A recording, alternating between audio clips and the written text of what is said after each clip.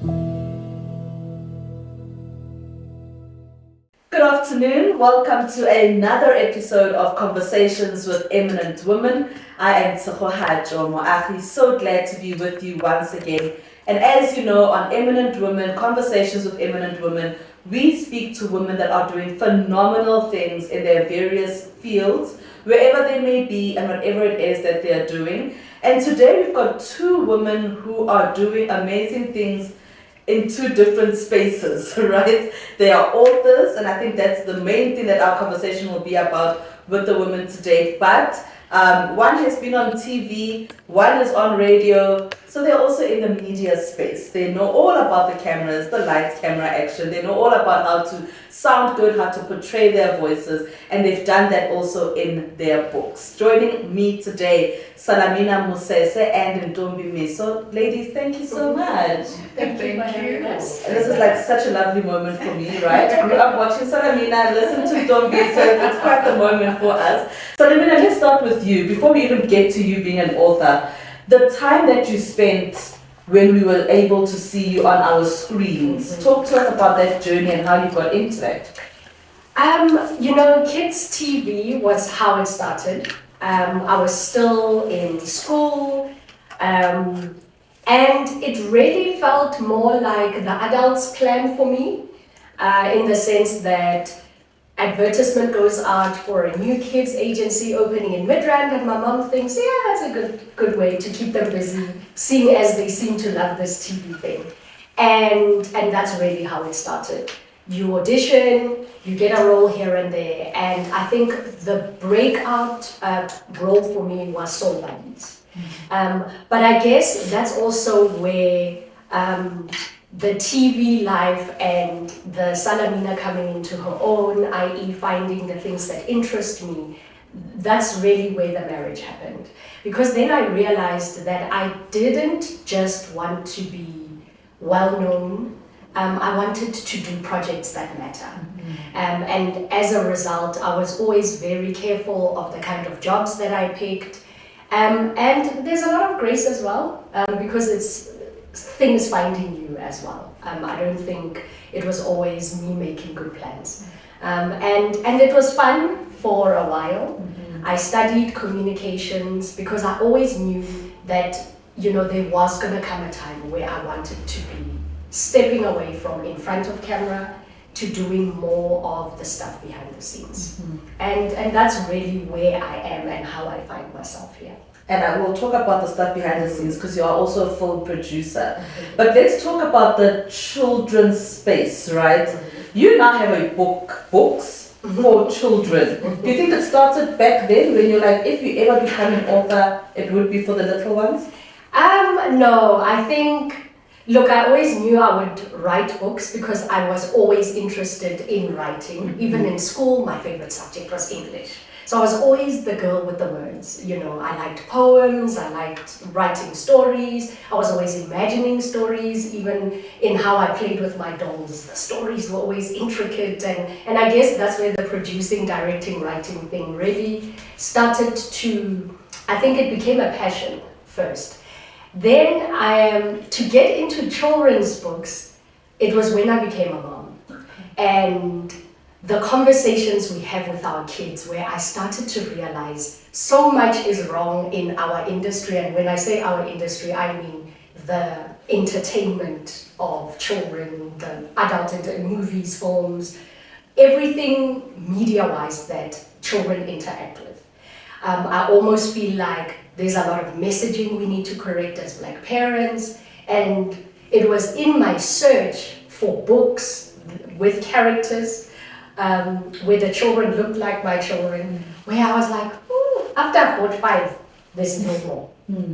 And my daughter is a voracious reader, and I just felt like, I'm sure there's a contribution that I can make in this space. And then every time I speak to an educator, radio personality, an actor, I'm just like, write a book. And I say that to everyone because it's important.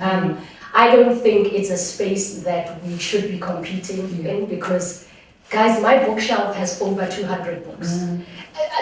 I have my favorite authors, but I buy books to buy books because stories are different. It finds you in a different phase in your life, you know.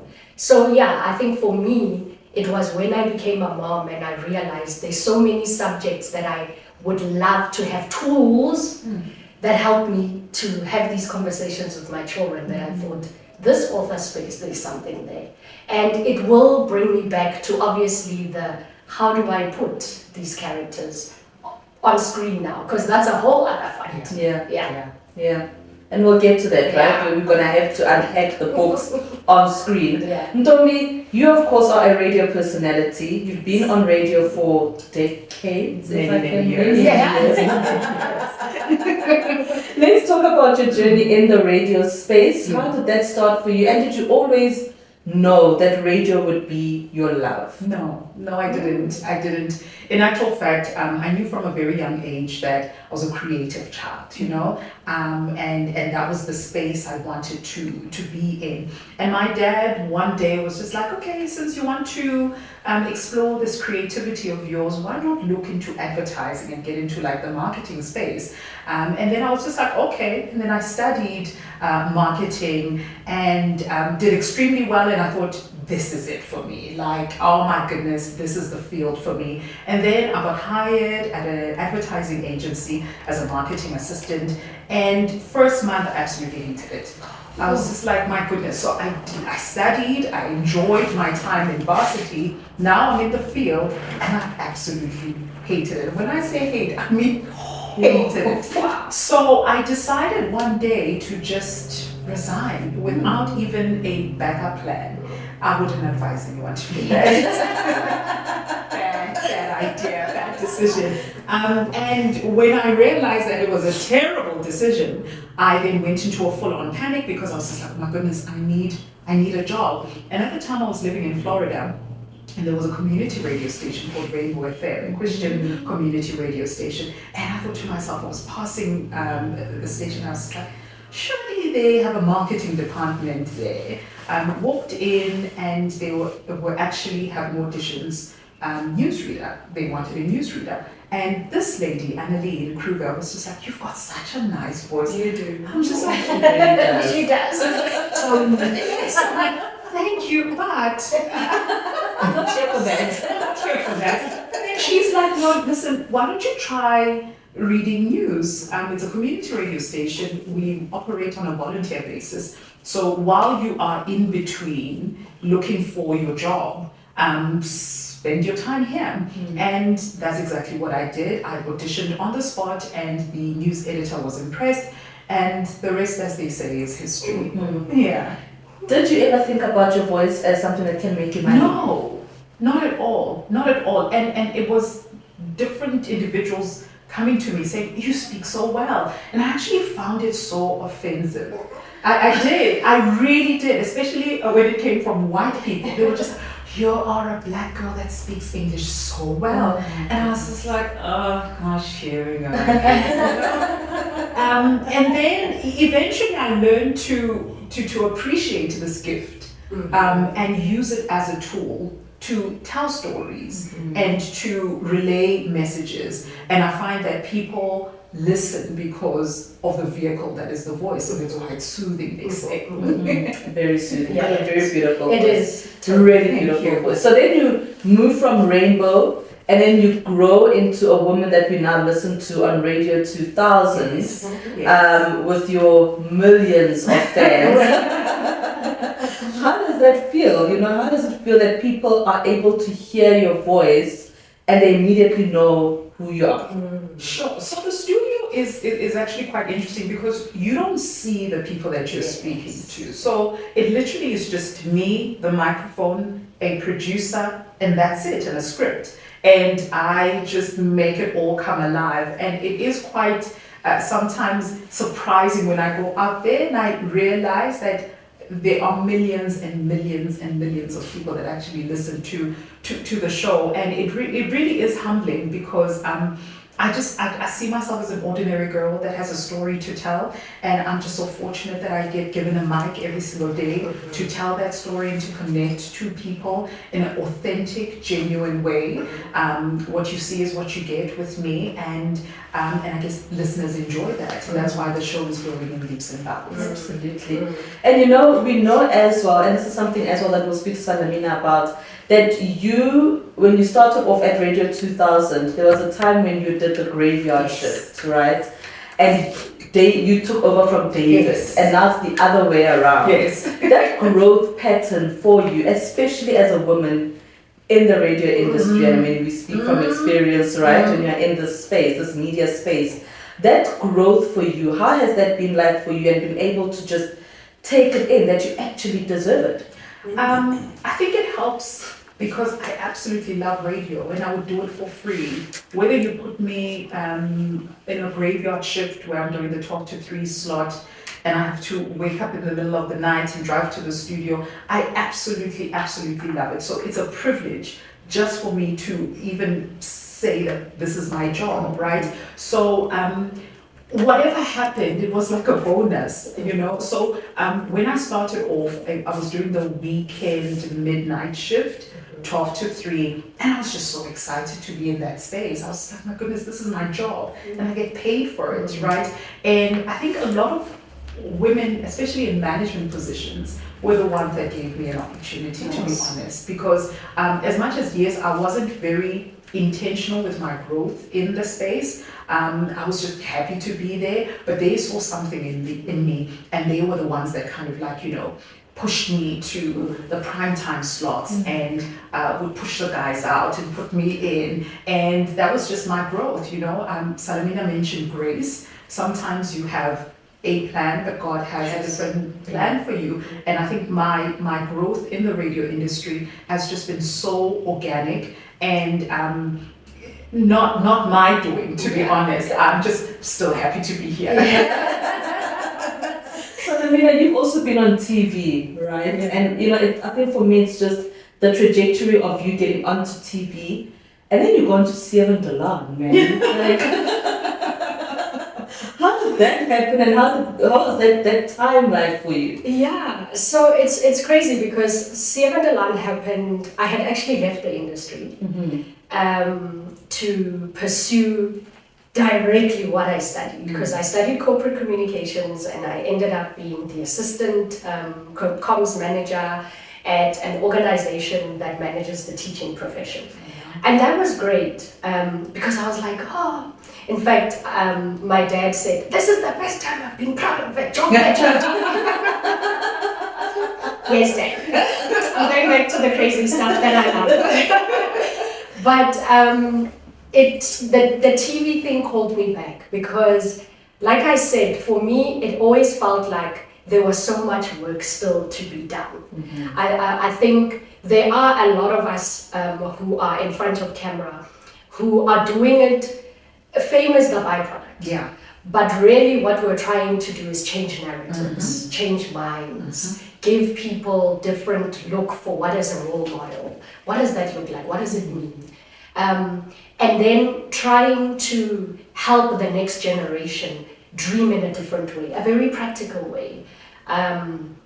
So coming back to TV, you know, first it was Abomzala, and it was the first time that I actually won an award for acting. Wow. And then I was like, you see, parents, it's gonna work, it's gonna work. But getting the role on Seven Delan, actually, the broadcaster at the time, the big complaint was, we have this big show that has a huge footprint even amongst Black audiences, even though it's in Afrikaans, right? But when we look at the show, in terms of representation, they only had one Black male who was in a prominent position, and then all the other characters were the waiters in the coffee shop, the domestic, you know. And it was decided by the suits that we needed to have a character that would step in at a management level. So that's when I got the audition. And there were a lot of prominent actors there. The one thing that worked in my favor is that distinction I got for Afrikaans that I'm supposed to stay in school, kids. Because the big struggle there is they really did want us to be able to live in this Afrikaans world. I mean, we were directed in Afrikaans. And it really felt like stepping back into the past. That's conversation for another day. But one of the first things I did is I said, I will work hard with prepping for the character and learning in the language, but I will not have it be a medium of instruction. Guys, I had the whole time, I was just like, no guys, English is a business language in this country. So they were, I mean, there's a lot of things that happened there, but it almost became a thing of, oh, Salamina gets directed in English, and then for the rest of you, ons kan maar probeer. And you know, so that was that. But I think it was an important role because it was crazy. The minute I came on, because I was sort of going head to head with one of the faves, the other owner of the newspaper, people were writing letters, no, this new girl is problematic, she needs to go, and all of that. So for me, it was fun. It thrust me into a different world, a different space, where I even had to speak to the kinds of people in my position who are company owners, and our right to exist in spaces like that, and command that space and own it. So I really enjoyed my time at Salamina, also just because it was so difficult to act in a different language, because it's not just about delivering the words. It's not as easy as when I used to practice and do, you know, like a speech. You have to react, you have to read the nuances and you know, so that was great. I think coming back into the industry and having that be my main job after a long, I think I took like 2 years off, was interesting. And it also introduced me to, I think, a different market in the sense of the target market of the show. And then you can have different conversations, because then you're in corporates and you're trying to get them to understand in a different way. With the background of my education, I was able to push things through a bit more, even behind the scenes. And I think that's where the producer side of me started to come out, because I realized then there's still too many things to fight about as an actor, and I have no power.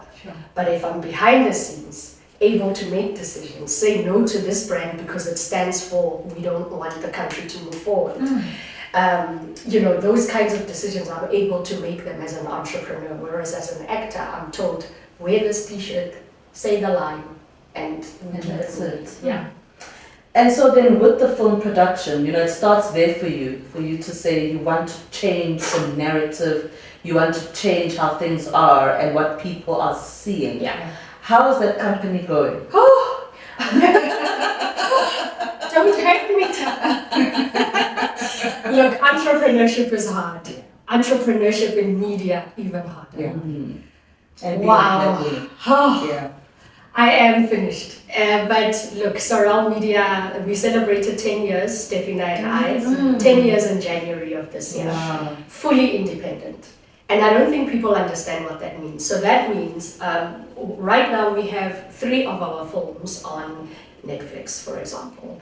And all of those are independent films. So we were not commissioned. It means we have to raise the funding, shoot the thing, and only after have the fight of, please take my baby, please show my baby. And even there, that whole system is really rigged against the little guy.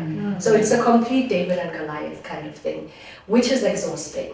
I think, Ntombi, you would know, sometimes when you're a first mover, that pioneer space, sometimes I just wish other people had won this battle. So that by the time I come, I'm just like, you know. But I always think of it as, gosh, you know, God has put us in this space, and I want to honor the hard work and really do my best, and hopefully make it just a little bit easier for the people coming behind. so that there's more of us. And I think it's important. I think as Black women, there needs to be far more of us so that we're able to really champion each other's causes, and have important conversations that really make a change. You know? And I think that's where Steph and I are, and it's hard. But we do have 2 new films that will come out very soon. That's amazing. But we're tired, and we feel almost like the fight is never going to end. And I think, you know, we have to get to a point where we start to see rewards for all the sacrifice. And that's the honest answer. Yeah. It's really not perfect. But we're pushing just because we understand that somebody has to do it. Yeah. Let me then ask that, Ntombi, why is it that in 2025, as Black women, we are still fighting for what we know we can do and what we know we deserve? Sure. That is such an interesting question. It's a loaded question. It's a question I ask myself every single day, right? With all the freedoms that we enjoy and all the, you know, affirmative action, empower the Black woman, bring a girl child to work days, and all these initiatives and all these campaigns, it seems like we are not moving the needle at all when it comes to women empowerment. And to be honest, I don't know. I don't have the answer. I really, really don't have the answer. And that is the honest answer. Yeah. It's multi-layered. Yeah. I think there's a reason why certain systems thrive for so long. Because they are so deliberate. But it's like, it's almost, it goes from top down. If you think of distribution and how that is done, whether it's books, film, TV, who are the decision makers, who's in the room? Then the money that backs the industries that we play in, who are those people? What is their agenda and how do we slot into that? Is there a need for the face of management and this to change? Yes. So it's and it's across the board. You know, it's so funny when you were talking about how you hated being in advertising. When I speak to Stefina, she got into a big company and she was an advertising director. And the fights that she would, I was like, really? Yeah. They said what? She can't wear a doek in the morning when she wakes up. The mama. And but so it's like who are the people who are making these decisions, and how powerful do you have to be to sway them, to explain to them, no, I really do understand this gogo because my gogo is this gogo. No, when we stir our porridge, we have to do it in this like, and the advertising world is it's hilarious, but that's where the money is, and that's where images and narratives are full made and you know. So I think to answer your question requires a series of it really does unpacking it area by area, because it is that pervasive in terms of how much work and unlearning needs to happen across the board, and then it's also difficult to be the one Black person in the room having these fights as well. Eventually it makes you angry. Then no one listens to you because you're just like, don't start with the racism. No, don't start. This is not about affirmative action. This is, you know. So there's just, we need numbers, and then we need to be very deliberate about what are we saying. And what is it that, what kind of worlds do we want to create? Who are we communicating? Yeah.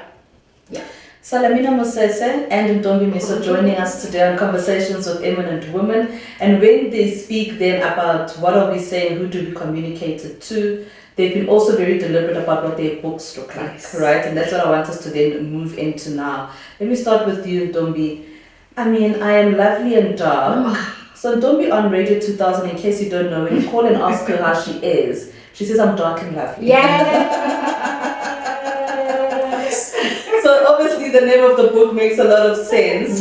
But I want us to start with the cover of your book. And you are very intentional, it seems, about what the little girl must look like. Talk to us about that. So I was working with an illustrator. Her name is Lungi, very experienced and has been in the space for some time, right? And so because it is self-published, I had to lean on, there it is. I had to lean on individuals that have been in the game for some time, right? And I remember when she sent me the first cover, and the little girl was very racially ambiguous, and I said to her, I need her to be very black.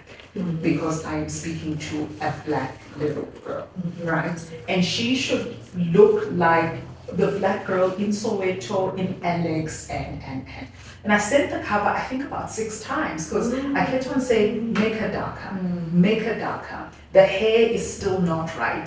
I'm not happy with the texture of her hair until we eventually got to this cover. And I remember when I saw it for the first time, I almost cried because you know, it's so important that we have images that look like ourselves. And it's as much as yes, there's a lot of black authors that are coming into the space, but a lot of work still needs to be done. Salamina was saying that wherever she goes, she tells people, write a book, and it's so important because our stories are nuanced, and there's a lot of stories to tell, and also we don't look the same. And so it was very important that she looks the way that she does, and her hair looks the way that it does, because I was speaking to a specific little girl. I'll come back to why and which little girl you were speaking to, right? Salamina, you were also very intentional about what your covers look like and the stories that you tell. I know that the battles are there. Ntombi speaks about her battle with her illustrator. How did you get to a point where you said, this is not perfect, this is exactly what it should look like? Also a back and forth. And it really, you know, this book, Noah's Invisible Blanket, is inspired by my nephew and then character, my daughter. Right, but I wanted specifically to talk to the boy child in this book because in my previous 2 books, the main character, Dumi, is my own daughter, and that's a little girl. So I thought, okay, in any case, in the family, everyone is always like, Auntie, when is my book coming out? When is? So I'm like, this is good because they're keeping me honest about, I need to just keep creating, put it out there. There's so many stories that we all have, right? So for me, it was also similar to what Ntombi is saying. It's the picture that we need to put out there for our kids. If you look at what the big franchises overseas are doing, you think of the Elsa, beautiful blonde hair, the Snow Whites, that we've got so many examples of these pretty little white girls and these handsome, strong boys. And less when we start speaking about brown-skinned children, and then more specifically South African children. So I'll be honest, one of my biggest influences when I thought of coming into this book space was Mpumi and her magic beads. I absolutely love what Lebogang has done, because I remember going to the hair salon, sitting there one day, and all these girls wanted Mpumi's beads. I was vibrating in the chair because I was like, yes, all the little girls left with braids that had those beads. Then Shoma Josie came and the kids all pink, purple, green. I'm like, this is how Disney has done it, guys. This is exactly what we're talking about, where black girls walk in, they look at themselves and they have 2, 3, 4, 5 examples of other black little girls who are beautiful, and then they can say, I want this, I want this, I want this. Because that's how we change that apologizing for the way we look, and how we change that standard of beauty that exists out there. How we say to the different shapes, sizes, colors, spectrums of this country that they are beautiful, that they matter. You know, Rifile Mudiselle has just done her book. My daughter, had never seen a child with albinism until I showed her Rifile and I showed her the book. Then Bonke's Magic Wheels. My daughter had never seen a black girl on a wheelchair who was cute and pretty and you know, these things are important, guys. So for me, it's the image is as important as the story. Because our kids, we're dealing in a visual medium, right? So it's not enough just to have black characters. Now they must start to be beautiful. Yeah. Now they must start to have special qualities. Yeah. There's a book about a space boy. We need them all. Yeah. Because I need for our children to grow up in a world where they are the default, especially in Africa. Especially in Africa. Yeah. Ntombi, your story, right? When you say you were speaking to that little girl, who's that little girl for you? Do you ever go back to your book and you say, this was my story at some point? Yeah, that little girl is me. Yeah. That little girl is me, and I can only write from a place of truth. And because I saw that there wasn't really a story that dealt with colorism, especially in the black space, I felt like it was very important that I do that.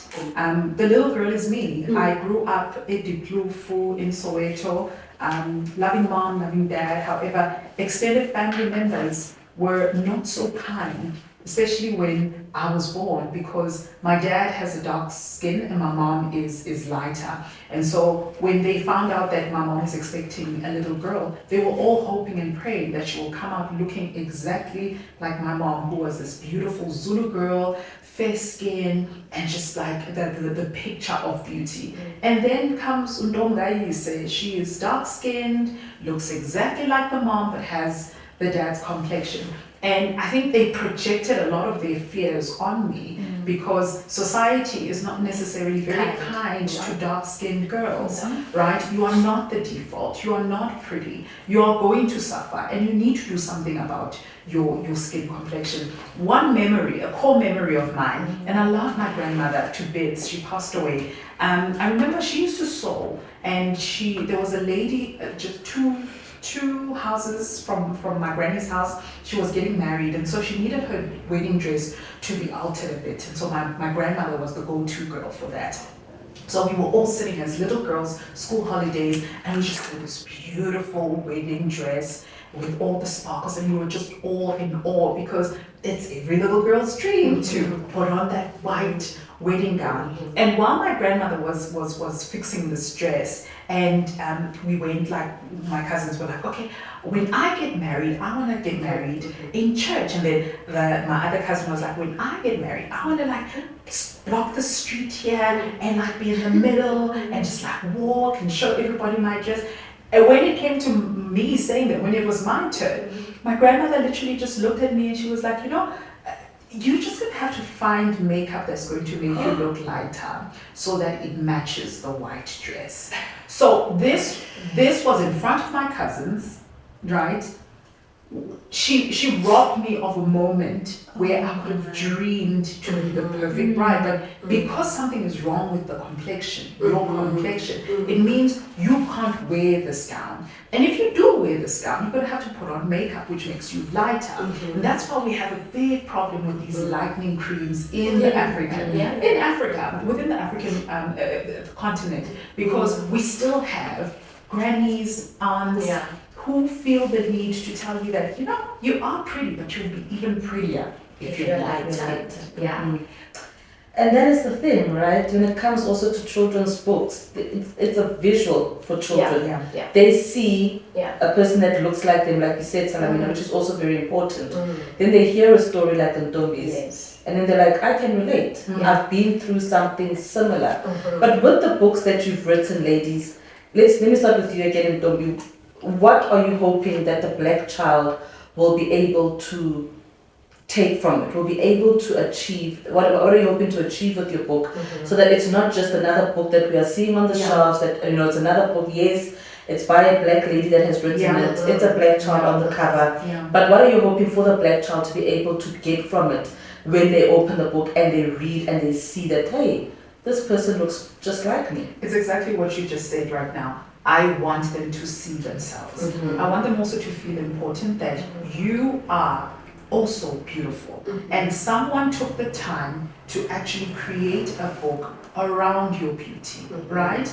And yes, there's the Disneys and I'm just contributing to the Google search that says Afro, right? Or a child, or black, beautiful, little girl. I want one of the first images that pop up be the cover of this book, right? Because we still are struggling in that front or in that department. So that's essentially what I want to do. I want her to know that there was a lot of time and there was a lot of thought that went into writing a book that she sees herself in, right? And that's ultimately it. Was it therapeutic? Extremely. I definitely healed my inner child when I wrote this book, and just being able to hold it. I saw your video when the print went. You were doing the unboxing. Yes. I had a bit of an emotional moment as well, because self-publishing is no child's play. There's a lot of money, there's a lot of learning, there's a lot of time, a lot of effort that goes into it. But it was very important that I do it.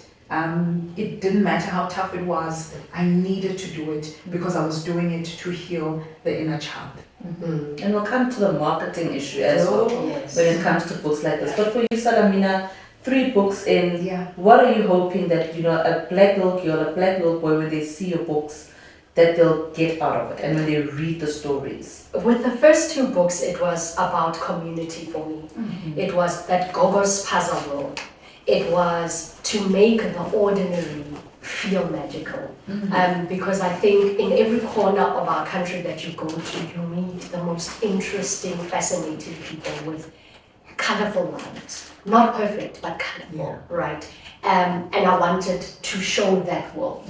I spent a few of my formative years living in Soweto. I actually set my book in Diku, but I grew up in Meadowlands. Yes. But my favorite thing to do was to take a walk with my grandmother to the spaza shop. She was very strict. We weren't allowed to be playing in the streets with the other kids. So we were always those kids in the yard looking at the world until we ventured out. So I think as a kid, I always held this fascination with meeting new people, like hearing the gossip in the neighborhood. And I always found that the spaza shop was like the hub. They knew everything. My daughter likes to say they had the tea. And then for me, with Noah's Invisible Blanket, Gogo's Paza, the books are chapter books. So they're not picture books. They have illustrations inside, but they are not full color pictures, So I always knew I had this love for the picture book space, because when I first, as a mom, my first book where I decided I am only buying books written by Black authors for my daughter, because at the time she was really struggling with beauty and hair. I even stopped wearing weaves. I left my afro out, and the conversations, she would say on Sevandalan, my character was in Tabi Singh. So when she would see me on TV, she'd be like, "Oh, Mommy, you're so much prettier when you're Auntie Tabi Singh." And then I said, "But you don't," and then she's like, "No, Mommy is beautiful." And it just took a while for her to but I had to walk that journey myself, because also having come into the industry young, I also just got used to, I only ever booked an ad if I had different hair. So it became a thing even for me. I would only feel beautiful to be in front of the camera if I had the situation, So fast forward the book space and I think what I want my books to create, I want them to birth new worlds in the minds of the readers. And for them to understand that our stories matter, guys. It's easy for us to see the big machine of Hollywood as the finished product without understanding that those creators saw something, then created something from this, and then it grew and so it's a journey, yes. We all have to start somewhere, and it starts with the story. So really for me, it's to continue to create characters that will be familiar to the kids or new. I haven't really dabbled too much in the fantasy part. Noah's Invisible Blanket is a lot of people are like, oh, is he a superhero? I'm like, I guess he is internally. Yeah. But really, it's a book about bravery, about kids embracing that they can do things while they're scared. Do it scared, do it with fear, but still push yourself to do it. And that's really what this book is about. Is there a market for it? And I ask because there's always been a market for the other races, right? And their languages. Is there a market for us? My answer to that is yes. Yeah. Okay? But the caveat to that is we must build our market. Come on. That's what it is. I have these conversations even as a film producer where the first time we showed Baby Mamas in New York, and an American man said, this is so unrealistic. 4 black women, some of them have cars, they're all driving, they look like they're not suffering. And I said, when was the last time you were in Johannesburg, sir? Yeah. This is our story. And this is the thing is, our market is out there. People are hungry for these stories. It's not always easy to find them because sometimes you have to work the market. When I started this journey, a lot of parents were like, we're always struggling to find your books. I get to exclusive and I can't find them. You know why? It's because for as long as there aren't a lot of you asking, "Ke kopa buka ya Ntombi, ke kopa buka ya Salamina," then they only order 2 copies. Then Seho goes there, she knows she's not going to find it again, so she'll buy 2 copies and then it's gone for 2 weeks. So it's a distribution struggle. So we have to just keep creating the demand. Yeah. And keep knocking on those doors. So when we put these books out there, that's why I buy everyone's book, is because I want to contribute to the book did sell in Zulu or in Xhosa or even if I don't understand the language, I gift it to other people. And that's what it means to get to guys. Yes. Our market has also got to be deliberate about supporting us. It has to be deliberate. Ntombi, does that then speak to black people not reading? Yeah. Listen, I honestly feel like let's write the stories that we can relate to, stories that speak to us. Stories with characters that remind us of Ukoko, that remind me of my brother or my dad. Let's write the story. Yes, Cinderella's all good and great. It's a classic and it's a classic for a reason, But I think let's write the stories and create the demand because we all have stories. We really do. It's just who's writing them. And I truly feel like the more black people write stories, the more black people Will read them. Yeah. It's as simple as that. Yeah. It really is. And it can't be that difficult, right? Just write the stories somewhere.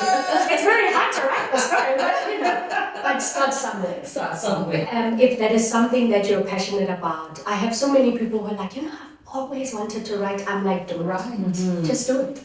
Do it, you would be surprised. Yeah. It releases something. Yeah. Not every book will be released. Yeah. I feel like I've been writing stories forever. I didn't feel brave enough. It took a white lady when I was doing the short course, who's the one who said, send this to a publisher. I was like, what? No, I'm not ready. I still wanted to study. I still wanted to get a qualification. And then I was like, yeah, we've got the stories. Ask for help. You might need an editor. Yeah. You'll definitely need an editor. Yeah. I think it's also important that we're not just writing these books and putting them out there, but we're putting out good books. So that when people spend their hard-earned money, they feel like, okay, I am gonna buy another one of another black author. Oh, Ntombi has another book. Oh, her first one was good. We have to also be pushing ourselves to get better and better and better. And I think we're there already. Yeah. Certainly in the picture book space, we stand head and shoulders above many, many other countries. So it's just about creating that market so that authors are actually making a living, and then they are inspired to do this again. I think it's that same thing we have with some of women's sports.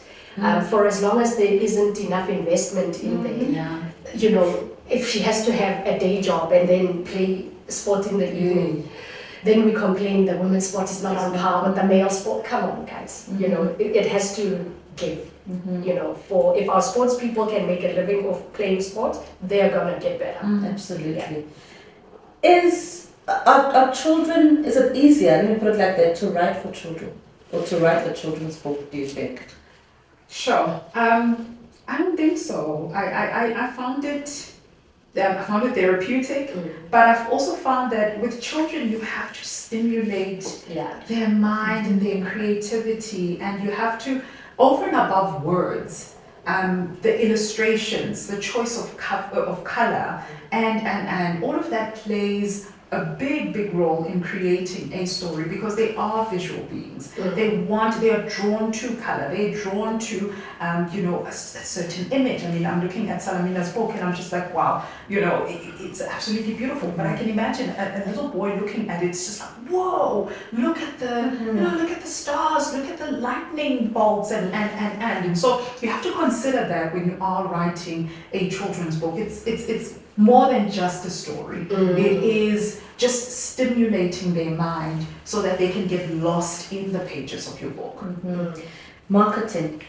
I can just imagine having to market a book as a black author, and then you're marketing a book as a black author who's writing children's books. What is that like for you? I mean, how have you gotten yourself to a point where you say, this is my audience, I'm sticking to it, and then you speak to your publisher and you're like, this is my audience, I'm sticking to it. Look, I've said just off camera to Ntombi, what she's doing is far harder than what I'm doing.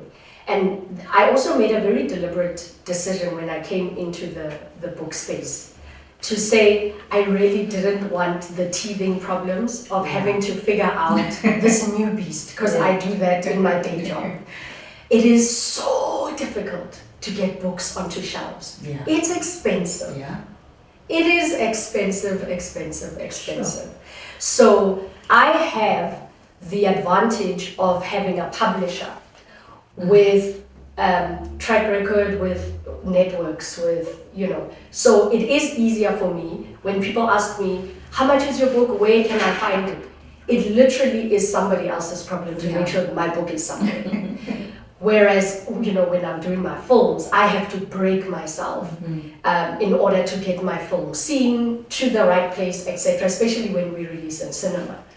So the marketing part of it is, I think it's half the job, because it's really important that books like this don't end up just being somewhere, they need to really get everywhere. But, there are people like Suela at Book Circle Capital who's so deliberate about creating shelf space for black authors, especially self-published authors. So she really does support this movement of us flooding our children's bookshelves and adult bookshelves with writers that look like us. And it's not just South African, Anytime I think I might struggle to find this book, I know if it's written by a black author, Suela has it, or she knows where she can get it.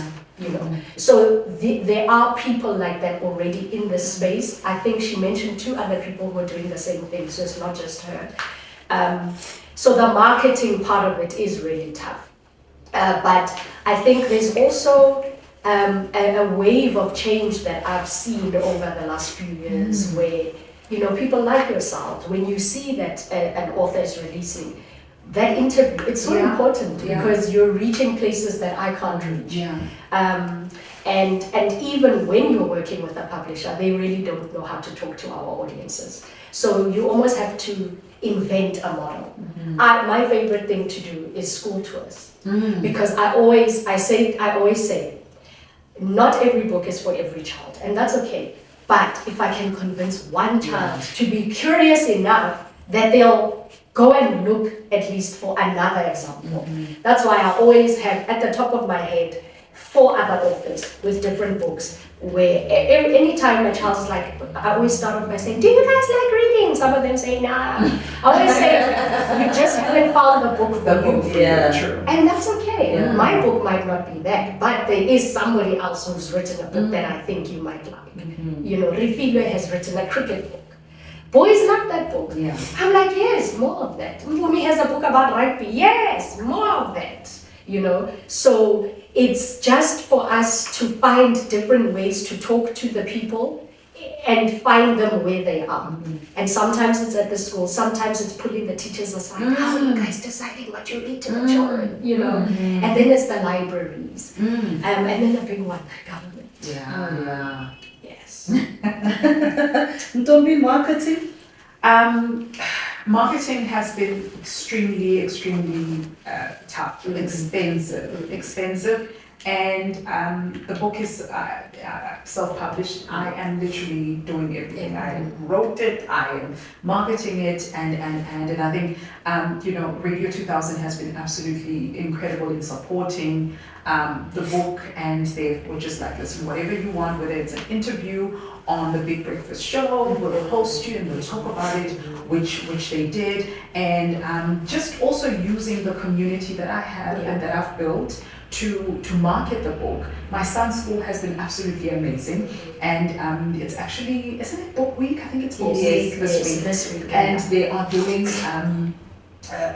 they are choosing a book and writing about the author and the storyline, and the school decided that they actually want to use my book. Amazing. So all the kids in grade 6 are actually writing a little review on my book, you know. So my son's school has been absolutely incredible, and word of mouth as well, because now word is spreading that there's a book called I Love You and God by one of the parents at the school. So now word goes out, and I then do the school tours as well, which have absolutely been incredible. It's a slow burn. I'll tell you that it is a slow burn, but I'm very patient, and I'm here to see it through. Yeah.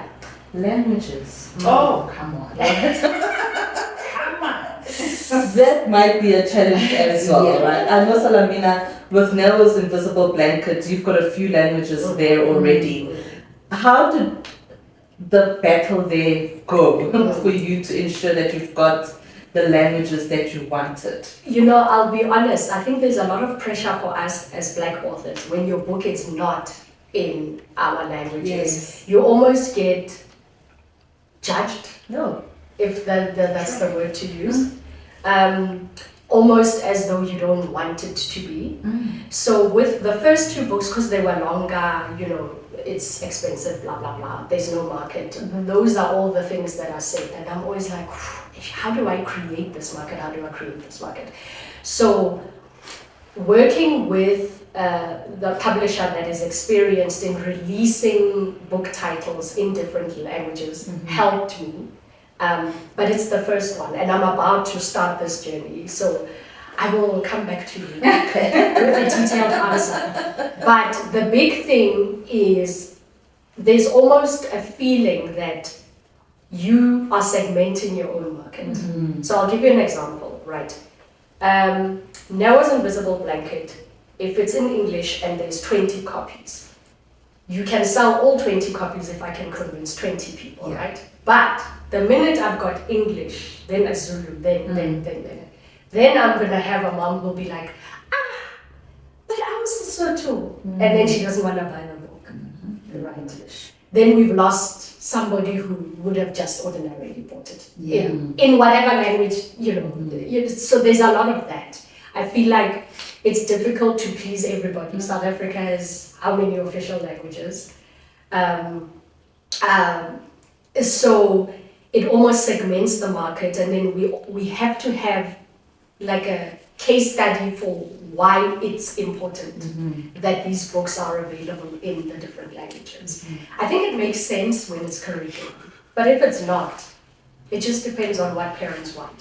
What I am loving, that I noticed that a few parents are starting to do, is we're realizing that our children are not comfortable in our mother tongue. So they will buy English and one of the other languages. So then I'm like, oh, that's 2 books sold. Okay, I like this. Let's go with this, right? Because the reality is our children are growing up in a very English world. I am so different to, we have a 14-year-old. Tsepo and I, whenever we speak, we switch between the languages, right? It's like, and then we English, and then the kids are always like, because they are mostly in English, they think in English, they operate in English, they read English, TVs English, whereas we had a varied live experience, media, etc. You know, my grandmother who's in Limpopo has passed away, so they don't even go to Mahayeng in December, whereas we would spend, and there's no time for English. So we were those kids who could switch it up. We were modeling, seeing the whole year, and then during the holidays, we, you know, and then Tsepo grew up in the Lokshin, he's in Soweto, they speak so many different languages there, whereas our kids, it's very different. So now it's becoming important again for us to think, this language thing. You know, I always say I'm uncomfortable, I can't have you only speaking English. You know, so books are a great way to do that. I find, you know, we read to our daughter in Sesotho, and then she wants the English word so that it makes sense to her. So we have to say peach, perekisi. Oh, peach, perekisi. Okay, perekisi. You know, and it's that practical when she's still young. But even with the older one now, for her at that age, it's like, oh, are we late? Are we, you know? So we constantly have to do this thing where our media still needs to be multi-languages. But it's expensive to do it with picture books. So when we get it right, yay. But I think people just need to keep in mind just how expensive an exercise it is. Every translation is money. You know, it's a whole industry. Each of the languages almost has to, you know, so then it has to make financial sense. And that's constantly the arguments that we have to have. So unfortunately, we can't approach it like charity, you know, CSI kind of thing. But I think there is definitely a space for organizations to plug, you know, if they are passionate about this and this culture, find a way as authors to, you know, if there's a Venda cultural trust, they must translate I Lovely and Dark into Chivenda, so that then we have that, and that might be their, you know, special offering. There's just different ways that we're going to have to skin this cat. Absolutely. Ntombi, plans to translate? That is the goal. That is the plan. I do feel, as a Black person living in a country like South Africa, it is my duty and obligation to have the book translated. If not all 11, at least 5. You know what I mean? So again, going to what Salamina had said, it's expensive. I am doing this all by myself. It is self-funded, and so it is extremely expensive. However, I am going to do it. Let's have a conversation in a year's time, and then maybe I'll have 2 translations in isiZulu and Sepedi, and then but it is my duty and obligation for me to honor our languages. Plans to write another one? Oh yes, Absolutely. I think I'm gonna force it. I'm already like, so I'll see you next year this time. Because the book has been well received. People have just been like, thank you so much for remembering our daughters. Thank you so much for having this difficult conversation. A lot of moms struggle as well having a conversation with their children about colorism, you know, and I look at the book because it comes with affirmation cards as well as a mirror, as a self-esteem tool. It is. A kit that your child needs in order to navigate this world that is still very much a light-skinned world, you know what I mean? So definitely I am going to write another book.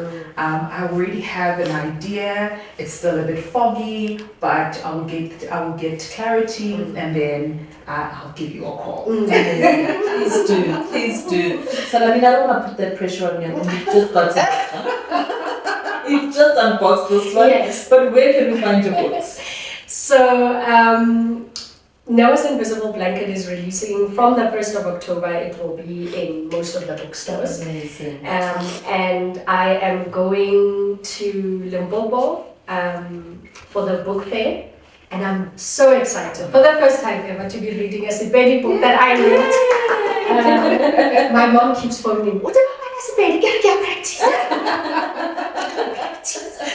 I'm ready.